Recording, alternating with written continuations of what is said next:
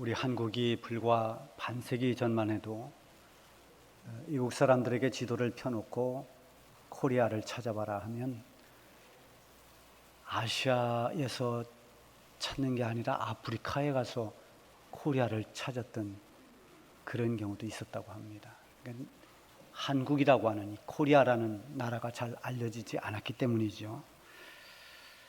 경제가 성장하면서 한국이 점점 세계에 알려지기 시작했습니다. 그리고 특별히 이 한국 드라마 또 K-팝 이런 문화들을 통해서 급속도로 우리 한국이 알려지면서 아시아뿐만이 아니라 저 중동 지역의 유럽으로 한류 열풍이 불었습니다. 드라마나 노래를 통해서 한국의 인기 배우, 인기 가수들이 그 팬들이 국내뿐만 아니라 세계적으로 많아졌습니다. 지금도 한류 열풍을 일으키고 있는 이 BTS나 여러 K-팝 가수들의 활동이 계속 활발하게 이루어지고 있습니다만은 우리 국내적으로는 어느 때부터인지 이 트로트라고 하는 가요 장르가 굉장히 인기가 치솟았습니다. 그래서 미스 트롯 또는 미스터 트롯 뭐 무슨 트롯 해서 이 트롯대를 통해서 유명한 가수들이 많이 배출이 됐습니다. 그리고 그 가수들을 따르는 팬클럽이 이렇게 조성이 되고 또 자라는 아이들, 어린이들이나 우리 청소년들 가운데는 나중에 나도 유명한 트롯 가수가 되겠다고 꿈꾸면서 준비하는 그런 우리 아이들도 굉장히 많다고 합니다. 우리 교회 옆에 있는 저 서구문화체육관에서 가끔 트롯 가수들이 와서 공연을 합니다. 그러면 3시간 전부터 벌써 사람들이 몰려들기 시작해요. 밤 공연이 있을 때면 불빛들이 쫙 들어오면서 그 서구체육관 앞에 있는 주차장을 거의 빈자리가 없을 만큼 가득 채웁니다. 티켓을 팔면 순식간에 다 팔려서 표를 구하지 못한 사람들은 들어가고 싶어도 들어가지 못한다고 그런 말을 들었습니다. 가끔 밤 공연이 끝나고 이제 늦은 시간에 주차장을 빠져나가는 그 차량들의 뒷모습을 이렇게 아파트에서 내려다보면 여러 가지 생각이 듭니다. 저렇게 많은 사람들이 하나님을 사모하면 얼마나 좋을까?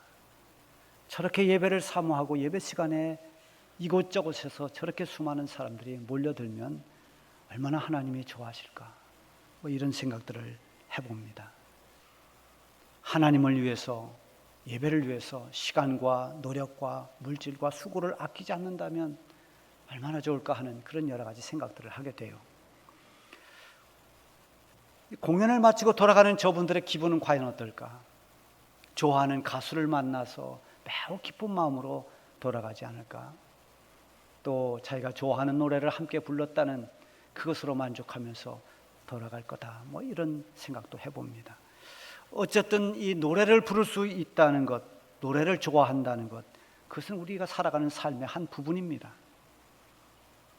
좋아하는 가수의 팬이 돼서 그 가수가 부르는 노래를 같이 부르고 그 가수를 좋아하고 하는 그것도 역시 어떻게 보면 자기 나름대로의 자기 행복을 추구하는 하나의 방편이라고 할 수도 있습니다.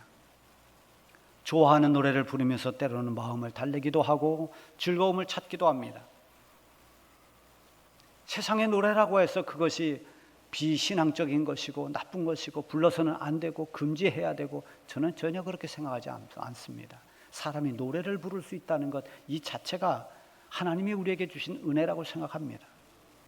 그런데 하나님께서 원하시는 노래, 하나님이 정말 기뻐하는 것은 무엇인가?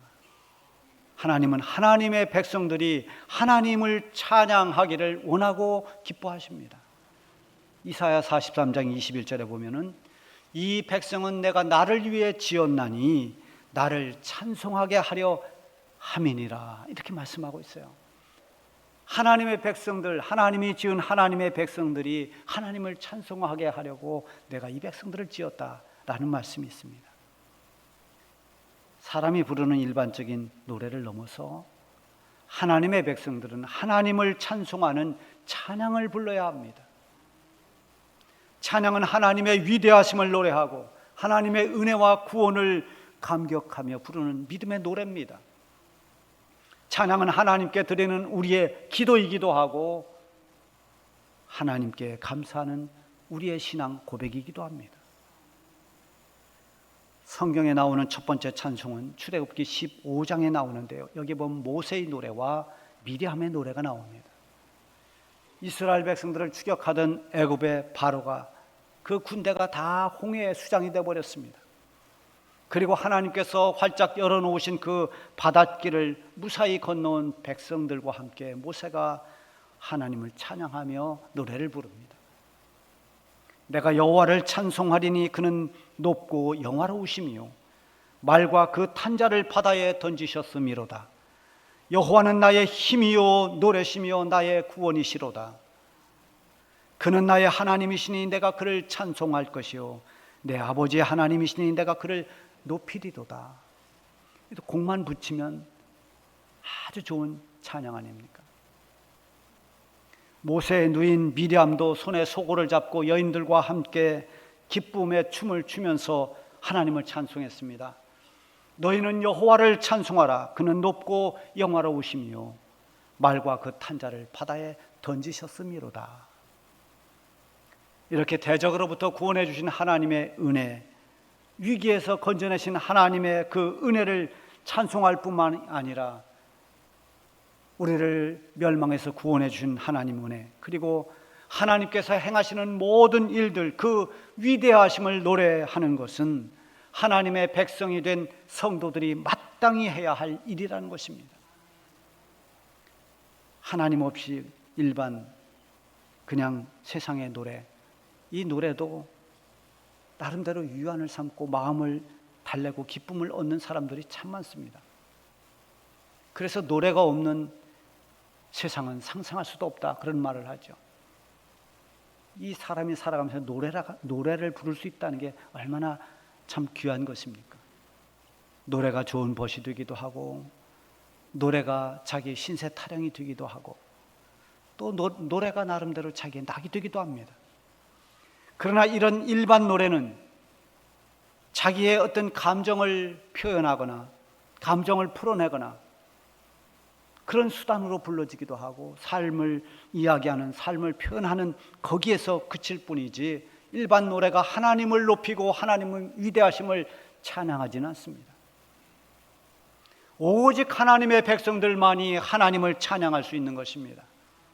구원받은 성도들이 믿음과 진심으로 부를 수 있는 노래가 찬송입니다. 진정한 찬양을 부를 수 있다면 그것은 내가 하나님의 자녀라는 증거입니다. 하나님의 자녀가 누리는 축복, 그것이 바로 찬양입니다. 오늘 본문에서도 찬양을 강조하고 있습니다. 1절에 보면 할렐루야, 우리 하나님을 찬양하는 일이 선하며 찬송하는 일이 마땅하도다. 7절에도 감사함으로 여호와께 노래하며 수금으로 하나님께 찬양할지어다.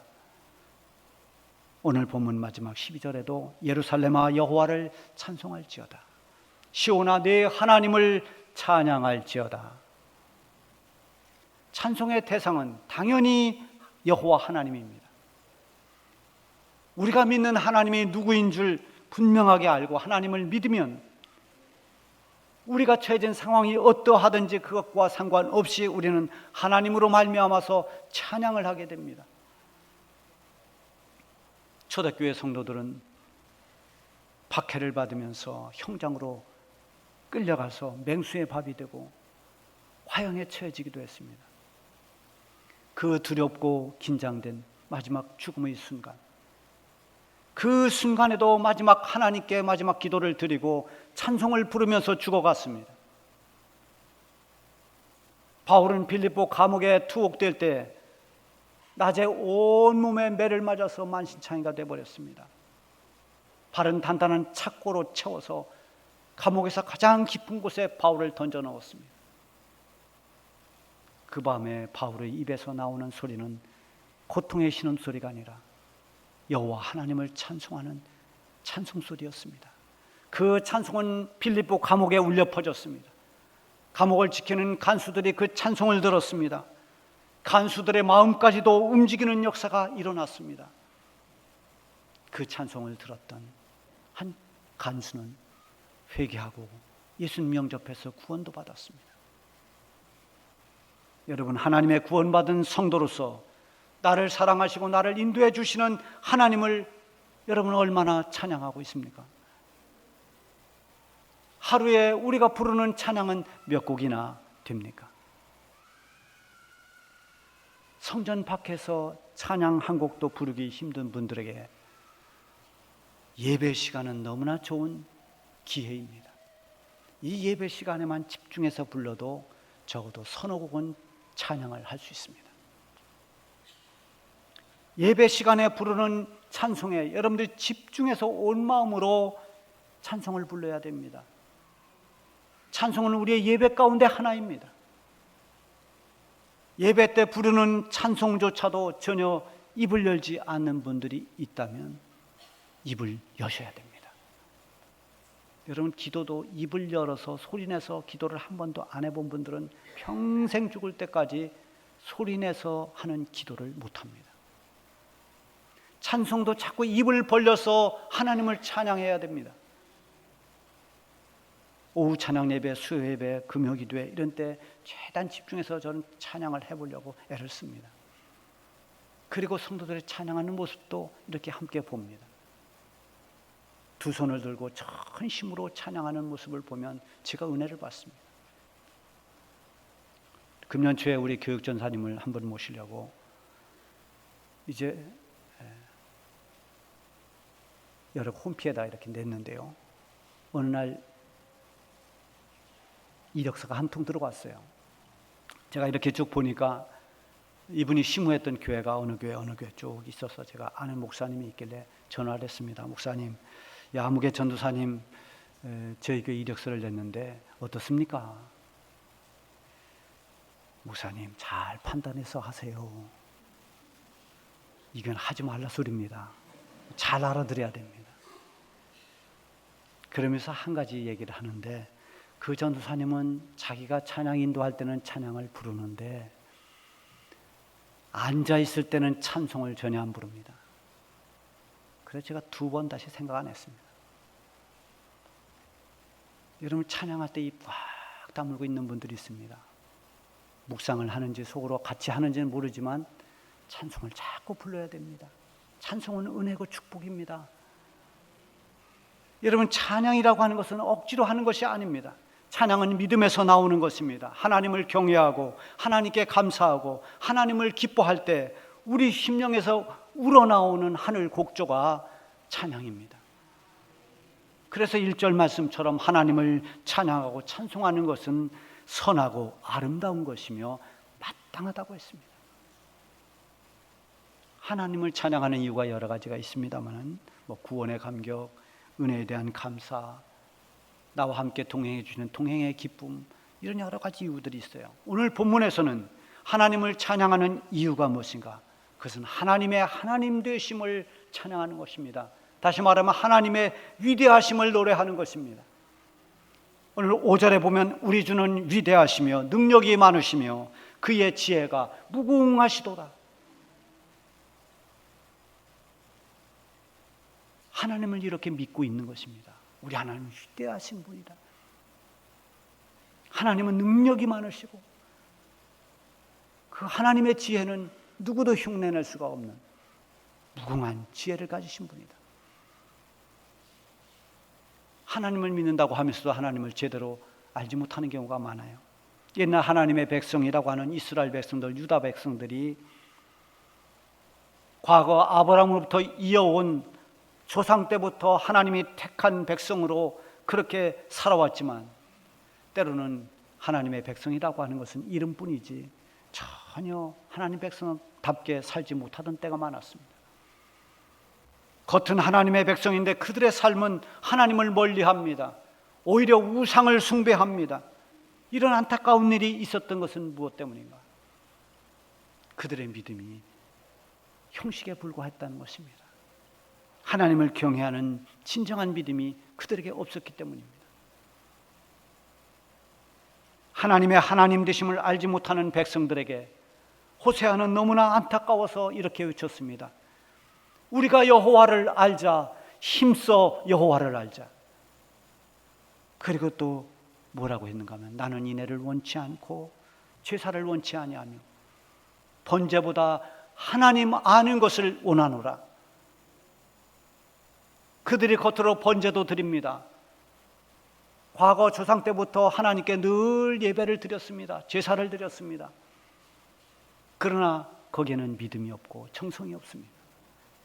요식행위가 된 그것은 무엇 때문인가? 하나님에 대해서 무지하기 때문입니다. 하나님이 얼마나 은혜로우신 분인지, 하나님이 얼마나 위대한 하나님이신 줄을 아는 것이 우선이라는 것입니다. 나는 너희들이 하는 그런 형식적인 번제, 형식적인 어떤 제사, 그것보다 먼저 하나님이 누군지를 알기를 원한다. 하나님을 알면 예배의 자세가 달라집니다. 하나님을 알고 나면 하나님을 경외하는 태도가 바뀝니다. 여러분, 우리 사람 관계에서도 누군가에 대해서 막연히 알고 있을 때는 오해를 할 경우도 많습니다. 그런데 그 사람과 어떤 계기로 깊이 대화를 하고 살아온 삶을 쭉 이야기하는 시간을 만약에 가졌더라면, 아, 저 사람이 살아오면서 저런 아픔이 있었구나, 저런 고민을 했구나, 저런 입장에 있었구나, 그걸 다 알고 나면 그 사람을 대하는 자세가 달라지죠. 생각이 달라집니다. 더 이해할 수 있습니다. 하나님을 우리가 깊이 알아야 됩니다. 하나님을 알게 되면 하나님에 대해서 감격합니다. 그리고 고백하게 됩니다. 우리 하나님은 위대하시도다. 아, 내가 믿는 나의 하나님이 이런 하나님이었구나. 하나님은 정말 위대하시구나. 오늘 본문에서 노래하고 고백하는 하나님은 어떤 하나님인가? 그 위대하신 하나님. 첫 번째는 하나님은 세워주시고 모아주시고 고쳐주시고 그리고 싸매주시는 그런 회복과 치료의 하나님이신 것입니다.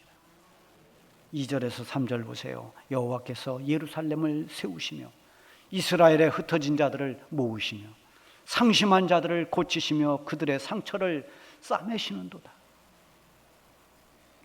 바벨론에 의해서 유다가 멸망당할 때 유다는 참 비참했습니다. 영원히 무너지지 않을 것 같은 예루살렘 성전이 다 무너졌습니다. 거기에 귀한 물건들을 다 뺏겼습니다. 수많은 유다 백성들이 목숨을 잃고 그리고 많은 사람들이 바벨론의 포로로 끌려갔습니다. 나라 잃은 백성들은 사방으로 흩어져서 고난의 삶을 살아야 했습니다. 그러나 하나님께서 약속하신 그 때가 되었을 때 하나님은 이스라엘 백성들을 포로에서 돌아오게 했습니다. 무너진 예루살렘 성을 다시 재건하게 하나님이 도와주셨습니다. 이스라엘 백성들의 힘이 회복돼서가 아닙니다. 포로된 백성, 흩어진 백성들이 무슨 힘이 있습니까? 사람이 할 수 없는 그 일을 하나님께서 이루어 주신 것입니다. 하나님은 무너진 것을 다시 세워주시고 사방에 흩어졌던 방황하는 영혼들을 돌아오게 하시는 분입니다. 무너진 마음, 무너진 환경, 내 힘으로 일어서지 못할 때 다시 우리를 일으켜 세워주시는 분이 여호와 하나님이십니다. 낙심으로 누워버린 엘리야를 일으켜 주신 우리 하나님이십니다. 자기 자신에게 실망해서 제자의 길을 포기하고 고향에 돌아간 베드로에게 다시 제자의 길을 갈 수 있도록 세워주시고 붙들어 주신 분이 주님이십니다. 상심한 자들을 만져주시고 상처 입은 자들을 싸매주시는 분이 하나님이신 것입니다. 눈물로 기도하는 상처받은 한나의 그 기도를 들어주셔서 아들을 주셨습니다. 병으로 인하여 상심하고 통곡하는 히스기야의 기도를 하나님이 들어주시고 병을 고쳐주신 하나님이십니다. 이 하나님은 오늘 우리가 상심할 때 우리를 위로해 주시고 우리가 아파하고 고통받을 때 그 아픔과 고통을 싸매주시고 고쳐주시는 은혜의 하나님이신 것입니다. 그 하나님을 우리 하나님 위대하다고 찬송하고 있습니다. 두 번째는 하나님은 천지 만물을 지으시고 다스리시는 전능하신 하나님이십니다. 4절에 보면 그가 별들의 수요를 세시고 그것들을 다 이름대로 부르시는도다. 8절 9절에도 그가 구름으로 하늘을 덮으시며 땅을 위하여 비를 준비하시며 산에 풀이 자라게 하시며 들짐승과 우는 까마귀 새끼에게 먹을 것을 주시는도다. 여러분, 어떻게 하늘의 별을 셀 수 있습니까? 혹시 여러분 밤하늘의 별을 세어본 적 있습니까? 저는 어릴 적에 여름이 되면 마당에다 큰 몽석을 이렇게 펴놓고 거기서 저녁도 먹고 거기서 이렇게 뒹굴뒹굴 하다가 이제 잠자리가 들어가는데요. 그때 보면 밤하늘에 별들이 꽉 차 있습니다. 그리고 별똥별도 떨어지고 그때만 해도 이제 이 공기가 좋아서 그런지 별들이 굉장히 많이 보였어요. 저 별은 나의 별, 저 별은 너의 별. 언제까지 셀 겁니까? 어떻게 별을 셀 수 있습니까? 별 하나, 별둘 밤새 새도 별의 수요를 세지 못합니다. 그런데 오늘 말씀해 보면 그가 별들의 수요를 세시고 그것들의 이름을 부르시는도다. 별들을 센다는 거 불가능합니다. 그런데 더군다나 그 별들 하나하나의 이름을 부르신다고 했습니다. 이것은 하늘의 별들을 창조하신 하나님에게만 가능한 것입니다. 이 말씀은 저 별들을 우리 하나님이 만드셨다는 표현입니다. 더 나아가서는 오직 여호와 하나님만이 이 우주 만물의 창조주이시고 저 우주 만물들을 주관하고 다스린다는 것입니다. 그런가 하면 구름으로 하늘을 덮으시기도 하고 메마른 땅에 단비를 내려주시기도 하고 그래서 저 산의 들의 초목들을 자라게 하시는 하나님, 그리고 농사도 짓지 않는 돌아다니는 들짐승들, 그리고 하늘을 나는 저 새들, 하나님이 다 먹고 살게 하신다는 것입니다. 이런 전능하신 하나님, 우주 만물을 창조하셨을 뿐만 아니라 모든 우주 만물을 다스리시는 하나님의 위대하심을 노래했습니다.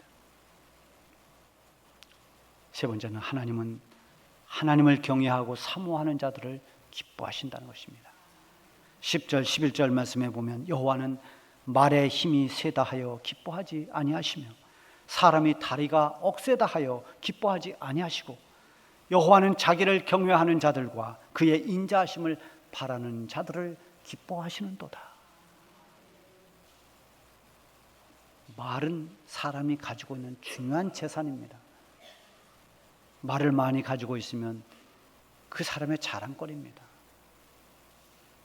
군대도 마병이 많으면 그 군대는 굉장히 강력한 강한 군대입니다.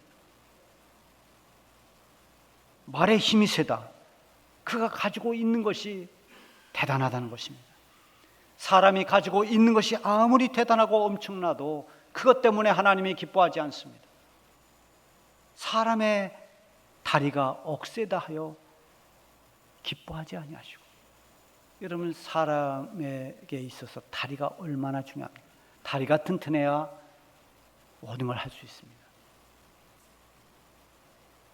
사람의 다리는 자기의 힘, 자기의 능력을 말합니다. 사람의 힘과 능력이 크다고, 가지고 있는 지식이 많거나 신분이 좋다고 그것으로 하나님의 기쁨이 될 수는 없습니다. 하나님이 기뻐하시는 것은 그 사람이 얼마나 하나님을 하나님으로 바로 알고 하나님의 위대하심을 신뢰하며 사는가. 다시 말하면 얼마나 하나님을 경외하고 하나님을 바라보며 사는가. 하나님의 하나님 되심을 바로 알고 나면은 하나님을 경외하게 됩니다. 그리고 하나님을 찬양하게 되어 있습니다. 79장 찬송처럼 주님의 높고 위대하심을 내 영혼이 찬양하네. 이렇게 주님의 위대하심을 찬양하는 것입니다. 하나님이 우리의 구원자 되심과 그리고 우리의 진정한 도움과 피난처가 되심을 믿을 때 하나님을 사모하게 되고 하나님을 바라봅니다. 하나님, 그분이 나를 구원해 주신 하나님인 줄 믿고 나의 주인 되심을 아는 사람은 하나님을 경외하고 하나님을 의지합니다. 어떤 상황에서도 하나님의 인자하심을 바라고 하나님께 소망을 두고 살아갑니다. 이 사람이 복 있는 사람이고 이 사람이 하나님의 기쁨이 드는 사람입니다. 시편 146편 3절에서 5절에 보면 귀인들을 의지하지 말며 도울 힘이 없는 인생도 의지하지 말지니 그의 호흡이 끊어지면 흙으로 돌아가서 그날에 그의 생각이 소멸하리로다. 야곱의 하나님을 자기의 도움으로 삼으며 여호와 자기 하나님에게 소망을 두는 자는 복이 있도다.